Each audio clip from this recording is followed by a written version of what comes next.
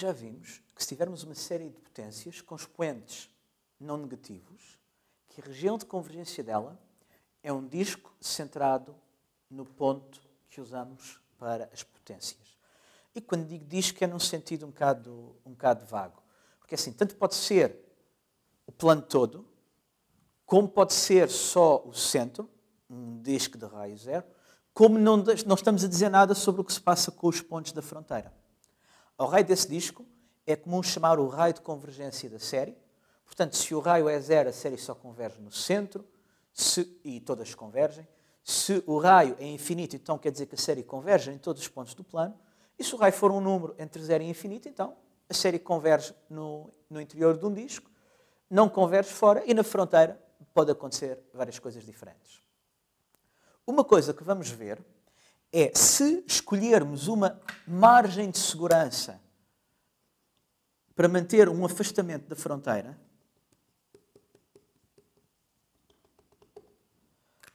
para longe dessa margem de segurança e para dentro do disco, a convergência da série é uniforme.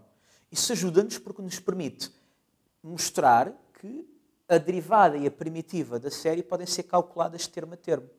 E como quando usamos a derivada ou a primitiva da série não faz muita diferença qual é o disco todo, porque estamos a calcular só num ponto, nós podemos aumentar ou encolher a margem de segurança para garantir que o ponto que queremos fica lá, ou seja, essa derivação termo a termo ou a primitivação termo a termo, na verdade funciona para qualquer ponto dentro da região de convergência. Mas o que acontece se também tivermos expoentes negativos? Se também tivermos expoentes negativos, vamos ter uma situação deste género. Vamos ter aqui n menor que 0, o n, z menos a elevado a n. Agora vamos reparar no seguinte, como aqui aparecem expoentes negativos, nós podemos pensar nesta série como sendo potências de w igual a 1 sobre z menos a. Isto significa que z menos a elevado a n é o mesmo que w elevado a menos n. Ou seja, podemos reescrever esta série assim. Isto é a série com n maior que 0. Vamos trocar n para menos n com u menos n w elevado a n. Então o que isto significa é que esta nova série, que só tem expoentes positivos, ela própria tem um raio de convergência.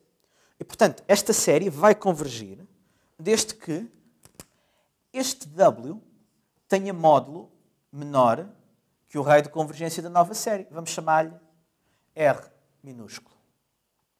Mas se o w é menor que R, então, como isto é 1 sobre z menos a, estamos a dizer que o módulo de 1 sobre z menos a é menor que R, ou seja, que o módulo de z menos a é maior que 1 sobre R.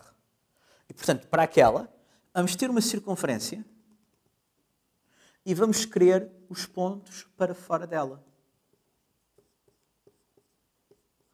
É claro, pode sempre acontecer que o raio desta circunferência seja maior que o da outra, isso significa que não há pontos onde ambas as parcelas convirjam simultaneamente, mas tipicamente o que vamos ter é um disco mais pequeno e queremos o exterior dele. De novo, põe-se a questão de saber o que é que acontece nos pontos da fronteira, e podem acontecer coisas diferentes.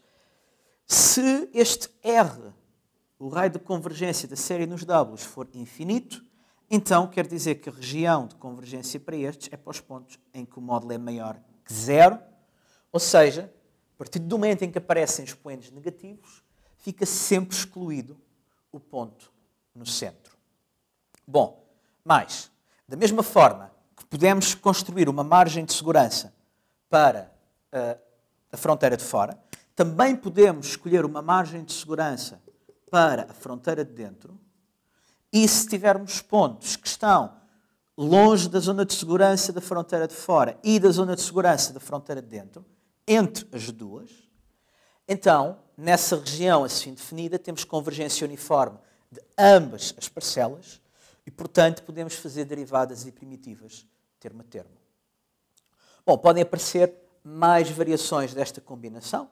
Uma variação é a série de fora convergir em todo o plano e a de dentro convergir fora de um disco. Portanto, a região de convergência é simplesmente o exterior de um disco. Pode acontecer mesmo que a de dentro convirja em todos os pontos, exceto o centro. E depois, para ambas as combinações, pode aparecer uma limitação para a série com o raio de fora. Portanto, a situação que temos em geral é que, dada uma série de potências, vamos ter duas fronteiras e entre essas duas fronteiras estão os pontos onde a série converge. Também vimos que, dentro da região de convergência, podemos derivar e primitivar as séries termo a termo. Isto significa que as funções definidas por séries de potências, desde que a região de convergência contenha um aberto, não pode ser só um ponto, queremos que contenha uma vizinhança de algum ponto, significa que nesse ponto a função tem derivada num aberto em volta dele, ou seja, significa que se a função tem série de potências, é holomorfa no interior da sua região de convergência. Uma pergunta razoável é: e será que a função holomorfa tem sempre séries de potências? E aquilo que vamos ver que acontece é o seguinte: se queremos potências centradas num ponto A, basta-nos considerar o seguinte: se conseguirmos escolher duas circunferências centradas em A, entre as quais a função é holomorfa, ou seja, em particular não tem singularidades, então vamos ver que é possível usar a fórmula integral de Cauchy para construir uma série de potências para a função. E como isto funciona, desde que não haja singularidades entre estas duas circunferências, nós podemos aproximá-las ou afastá-las, só somos forçados a parar quando batermos em alguma singularidade.